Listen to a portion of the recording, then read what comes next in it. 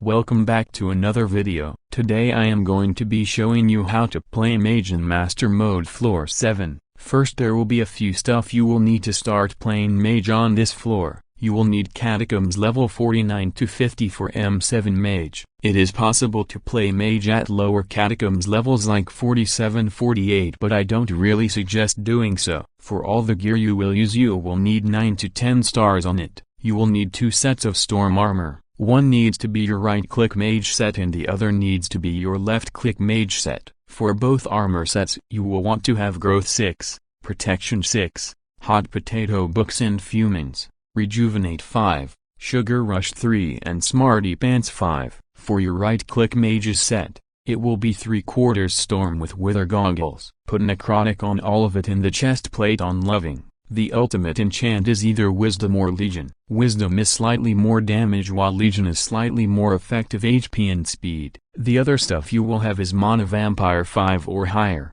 1 perfect Amethyst Gemstone and 1 perfect Sapphire Gemstone. For your left-click Mage set you will either use full Ancient Storm or 3/4 Ancient Storm with Diamond Necron head. You will put Legion 5, Strong Mana 5, 1 Sapphire Gemstone and 1 perfect Jasper Gemstone. For the pets you will need 2 Golden Dragons. One will need to have a Shelmet on it and the other will need to have an Antique Remedies on it. You will need a Suspicious Astrea with 1 perfect Sapphire Gemstone and 1 perfect Amethyst Gemstone. The enchants to prioritize on the Astrea is Smite, Prosecute, Giant Killer, Thunder Lord and Critical. You will need a Claymore for M7 Mage as well. The Claymore will need to of course be maxed as possible, the main things being the Withered Reforge, Hot Potato Books and Fumins, Art of War, Master Stars, T7 enchants with the main ones to focus on being Prosecute, Sharpness, Giant Killer, Thunder Lord, First Strike and Critical. The ultimate enchant is Chimera. By the time you get to M7 you will struggle to blood camp with say Soul Eater. Chimera should be 3 to 5 but preferably 4 to 5. For talismans you will want to have at least 1000 magical power for M7 LCM, maybe 900 if skilled. Talismans make a huge difference in left-click Mage damage, much more than people realize. You will use Silky on your talismans with speed tunings. The reason you put your tunings on speed is because the damage stat boost tunings or enrichments give too little stats to make a difference, while speed is a lot more useful for Mage. As seen on screen now you can see that with all my talismans I do 550 meters damage, and then if I take out some talismans so I have half my magical power I do 400 meters. This shows that I lose 37.5% damage if I had only half my magical power, proving that talismans are a must. You should be using a tier 5 beacon with a Scorched Power Crystal and the ability damage bonus. Other utility items that you will need are Ice Spray, Gyrokinetic Wand, Infinity Leap, Recom Bulky Floored Sword with perfect ruby gemstones, Infinity Boom, Efficiency 10 Pickaxe, Aspect of the Void, Bonzo Staff, Jerry Chine Gun, Overflux, Bonzo Mask and Rabbit Hat. Now that we have covered all the stuff you will need, we can finally get into the dungeon run. The Blood Rush is important for Mage and will show a great amount of your skill level as a Mage. A good Mage has quick movement during the Blood Rush. I do not, as I have Australian ping and skill issue. During the Blood Rush your job is to door camp and kill the shared mobs. For mini boss rooms just go straight to the door, and for stared mobs rooms help the archer kill mobs until the key is dropped, then go straight to the door. When blood rushing do not ever look straight down and spam right click to kill mobs. You will get nuked and die. Instead you want to be moving around as much as you can.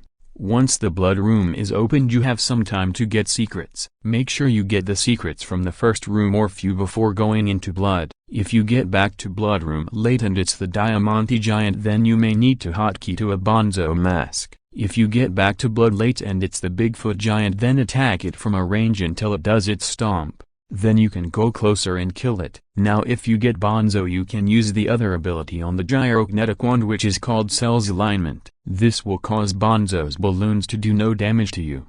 For the maxer phase of the boss fight you will always be getting crystals as a Mage. Crystals are very easy to do and many people over-exaggerate them. Always use the Jerry Chine Gun to get crystals.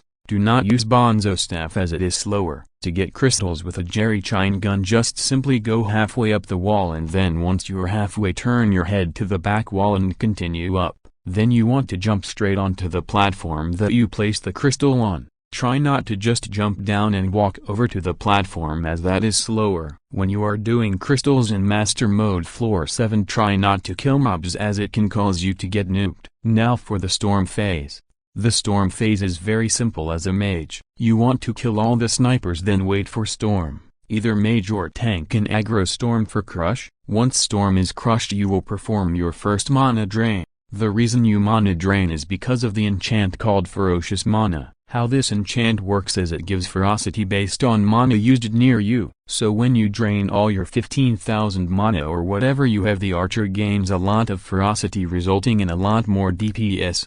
To mana drain, just simply use all your mana. The best way to mana drain is the overflux, but if for some reason you don't have an overflux, you can also spam Jerry Gun. After storm is killed, leap to your healer to get into the terminals. Terminals are a very simple part of the boss fight. As the mage, you just want to simply do one of the back terminals, levers if they aren't done, and always blow up the wall with your guided sheep ability. There isn't really much else to say for terminals, as they are just a simple thing that every dungeon player has done before. For the part where you fight Goldor, just simply mana drain near the archer and then attack Goldor. Now we are up to the Necron fight. If you have a teammate who can perform a cheat known as H-clip to insta-mid, then leap to them. If not, just kill Necron on the side platforms. Do not insta-mid if no one is H-clipping, as it is slower. Once Necron is at mage, you can mana drain and attack it. Then leap down to your healer after killing Necron. Now you need to grab your relic and place it at the cauldron that is the same color. For the dragons, you will just need to run around left-clicking them. Stand under them while they are up in the air, and jumping will help. Something I forgot to mention earlier is the enchant Lethality.